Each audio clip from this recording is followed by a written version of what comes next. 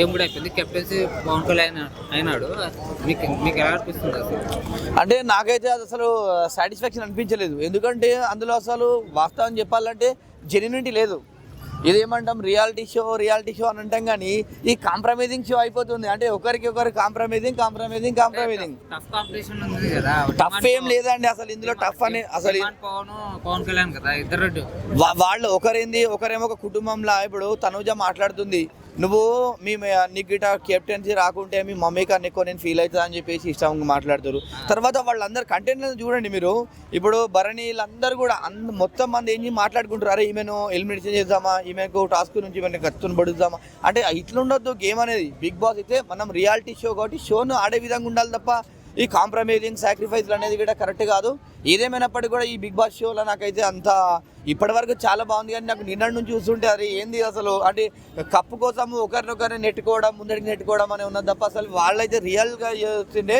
వీళ్ళందరికన్నా ఇప్పుడు నాకు నిన్నటి నుంచి ఏమనిపించింది అంటే సుమన్ శెట్టి ఒక బెటర్ అనిపించింది. ఎందుకంటే ఆయన వీళ్ళందరికన్నా ఒక బెటర్గా అరే ఒకరి మీద ఒకటి చాడీలు చెప్పడం ఇది అనేది నాకు అనిపించలేదు. కాబట్టి ఇంకా మరీ ఘోరం అండి అసలు. ఏంది ఇక తనే మొత్తం ఏడిస్తే తుడవడము హగ్గులు అసలు అనేది కరెక్ట్ కాదు. ఎందుకంటే ఆయన ఇప్పుడు ఒక బిగ్ బాస్ ఇచ్చినటువంటి టాస్క్లో గెలవలేదంటే తగ్గిపోయినట్టే.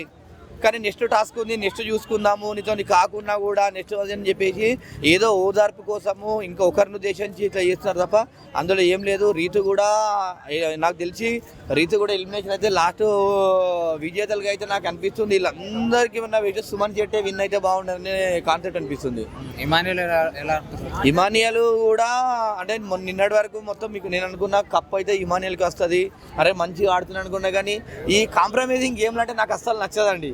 అంటే ఎవరు వాళ్ళు కాంప్రమైజింగ్ కావాలి, ఇంకొకరు తక్కువ వేసి అసలు చెప్పాలంటే వీళ్ళందరికన్నా బెటర్ దివ్య అండి. మనం దివ్యానైతే ఎలిమినేషన్ అనుకున్నాము.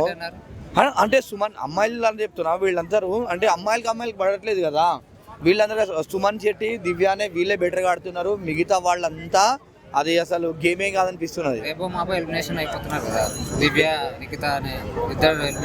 దివ్య అయితే 100% కాదండి. దివ్య ఆడే కంటెంట్ మాత్రం ఆమె ఇవాళ చెప్పింది ఏమని చెప్పింది, నాకు దమ్ముంది నేను గేమ్లో ఆడుతున్నా కాబట్టి అని చెప్పేసి రీతుతో గొడవ పడ్డ చూసి కరెక్ట్ చెప్పింది దివ్య చెప్పింది కరెక్ట్. ఆమెను ఉద్దేశపూర్వకంగానే కావాలనుకొని చెప్పేసి రీతు మాట్లాడడం జరిగింది. కానీ ఆమె ఏంది కరెక్ట్ జెన్యున్గా చెప్పింది, నాకు దమ్ము ఉంది, ధైర్యం ఉంది, నేను గెలిచే సత్తా ఉంది కాబట్టి అని చెప్పేసి ఆమె కరెక్ట్ చెప్పింది. ఏదేమైనప్పటికీ కూడా రీతు కూడా అంత పెద్దగా లేదు. దివ్య బెటర్, సుమన్ శెట్టి బెటర్. ఇప్పుడు ఈ నిన్నటి నుంచి సుమన్ శెట్టి, దివ్య, తర్వాత కళ్యాణ్.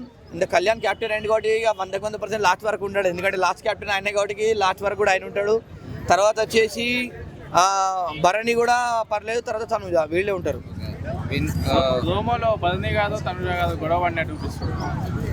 అంటే గొడవ పడ్డారు అంటే ఫస్ట్. ఇప్పుడు అక్కడ ఏమవుతుందంటే ఒకరిని ఎలిమినేషన్ కావాలి, ఒకరిని పంపించే ఉద్దేశంతో అప్పుడే కొట్లాడుతారు, అప్పుడే కలుస్తారు. అంటే ఎవరెవరు ఎప్పుడు కలుస్తారు అర్థమైతలేదు. ఆ విధంగా ఉంది.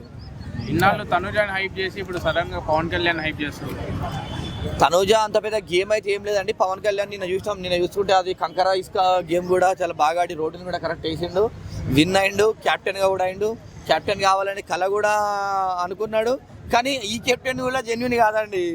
గెలిపించారు, ఇంజనీరింగ్ జాకి పెట్టి ఇట్లా చెప్తే గెలుస్తాడు అట్లనే గెలిపించారు తప్ప వాళ్ళు ఏదో గెలిచి ఆడి మంచి టాస్కులు చేసినట్టు అయితే నాకు అనిపించలేదు.